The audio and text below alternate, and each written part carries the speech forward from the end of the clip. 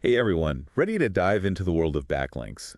We're going to explore how getting other websites to link back to yours can really boost your online visibility. You got it. It's like getting those endorsements, vouching for your website's credibility. Yeah, and Google really pays attention to those votes of confidence. They sure do. It shows Google your site is trustworthy and valuable. So it's not just about getting any link, right? Yeah. Quality matters. Absolutely. A link from a site like bbc.co.uk, for example, carries a lot more weight than, say, a random blog. Makes sense. They've Yeah. got tons of reputable sites linking to them, like the CDC and Microsoft. Right. Over 1 million referring domains. That's a huge signal to Google that they're a trusted source. So authority is key. But what about relevance? Our sources mention that a lot. Definitely imagine you have a site about basketball shoes. A link from ESPN would be gold. Right. Way more valuable than a link from a gardening website, even if that gardening site gets tons of traffic. Exactly. Google wants to see those links coming from sites that actually relate to your niche. So context is king. It's not just a numbers game. Nope. You got to be strategic. And think about this. Where that link appears on the page matters too. Oh, interesting.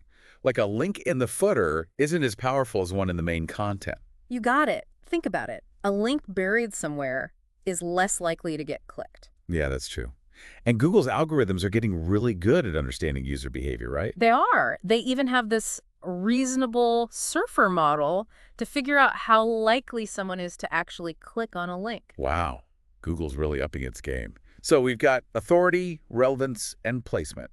What else should we consider? Well, the anchor text plays a role too. That's the actual clickable text of the link. So instead of just saying click here, you want something more descriptive. Exactly. Like learn more about basketball shoes. It gives Google more context. And it helps users understand what they're clicking on. Right. But don't go overboard with keywords in your anchor text. That can backfire and make you look spammy. So find that sweet spot. Uh. Clear, informative, but not manipulative. Exactly. Now, have you ever heard of link attributes? I have, but refresh my memory. What are they all about? Think of them like tags that give Google more info about a link. You might have seen no follow link. Oh, yeah. Those are often used for sponsored content or comments, right? Exactly. They tell search engines not to pass on ranking power through that link. So they might drive traffic, but they don't directly boost your search ranking. Right. And there are other attributes like sponsored for paid links and UGC for user-generated content. So it's all about helping Google categorize those links and understand their purpose. Exactly. Now, the big question, how do we actually build these valuable backlinks? Yeah, that's what I'm wondering. Spill the secrets. Well, the best way is to earn them organically.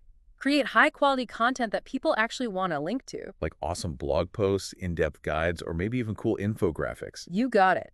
Become that go-to resource in your niche. But we can't just sit back and wait for people to find our amazing content, right? You're right. You got to be proactive, and that's where outreach comes in. Outreach. So like reaching out to other websites and asking them to link to our stuff. Exactly. You can highlight a piece of content that'd be relevant to their audience. Or maybe even mention on their site, but they haven't linked back to you yet. Exactly. It's about building relationships and showing them the value of linking to your site. Makes sense. What about adding links ourselves, Hmm? like on social media or forums? Not a good idea. Oh. Google's algorithms can easily detect those tactics, and they might even penalize you. So no shortcuts. Yeah. And I'm guessing buying links is a big no-no too. Absolutely. It's a violation of Google's guidelines and can really harm your website in the long run. So ethical link building is the key. No trying to game the system. You got it. Focus on providing real value and earning those links organically. Okay, so let's dive into some specific tactics. Our sources outline 9 effective methods. Where should we start? Email outreach is a great place to begin. Identify websites that are relevant to your niche. And then reach out with a personalized pitch, explaining why linking to our content would benefit their audience. Exactly. It takes effort, but it can be really effective. So email outreach is first on the list. What else can we do to build those valuable backlinks? Well, how about becoming a source for journalists and reporters? Oh, interesting. Like getting quoted in articles and getting a backlink to our site. Exactly. You get to share your expertise. They get to add credibility to their reporting. It's a win-win. I like it. Win-win situations are always good. And speaking of that, have you ever heard of broken link building?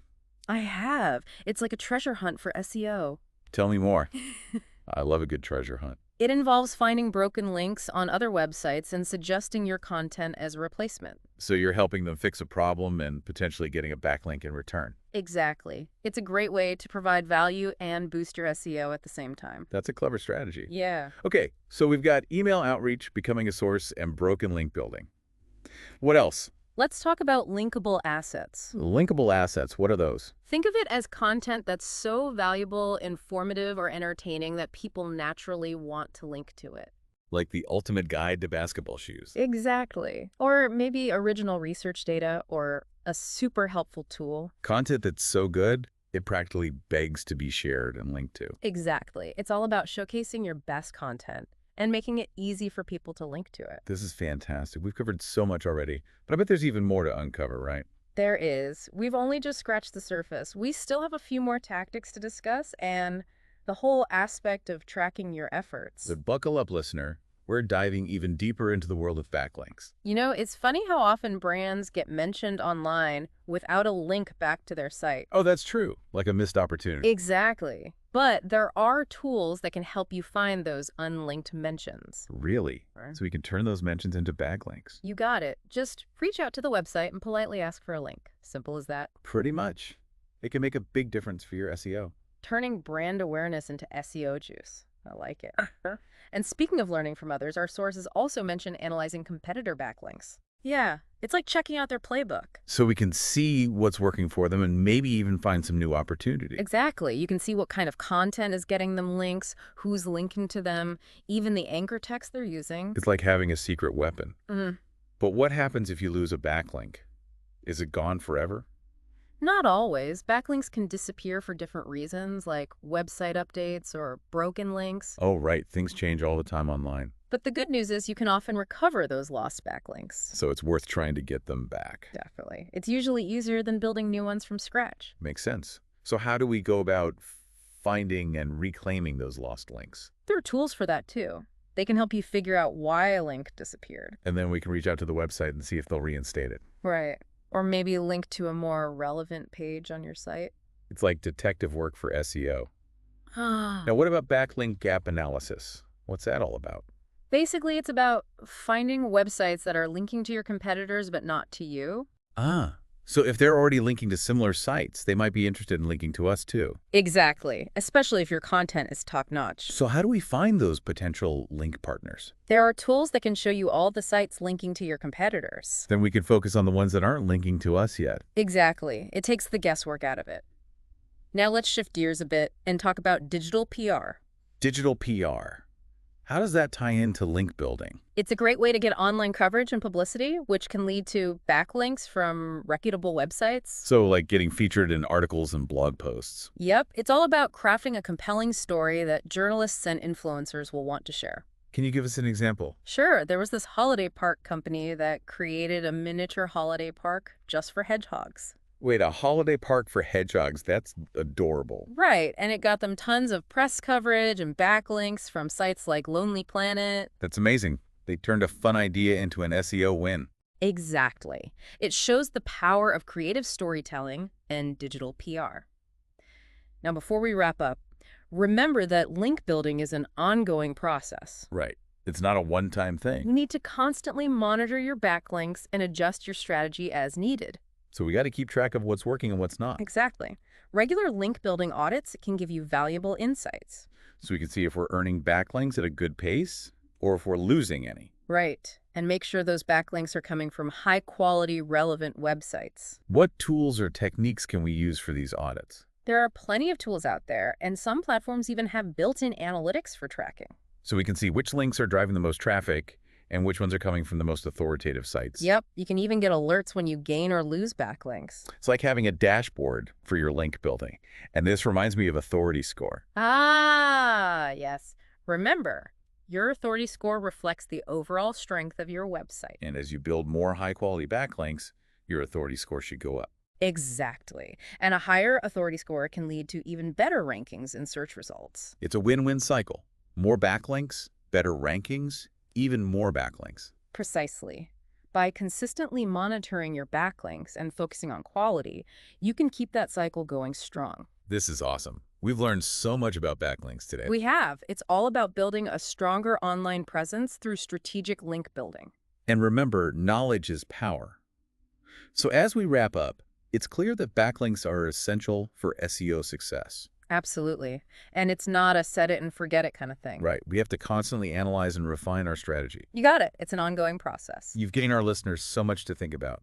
Any final words of wisdom? I'd say put yourself in your audience's shoes.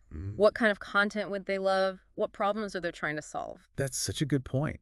Understand your audience and create valuable content. Exactly. Content's so good, people want to share it and link to it. It all comes back to providing value. It does. And remember, link building is a marathon, not a sprint.